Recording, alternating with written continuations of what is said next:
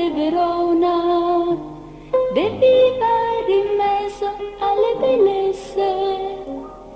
La natura ha dato l'aria buona, l'arte galassa le sue carezze e qualche volta lei si sente in cor l'estero del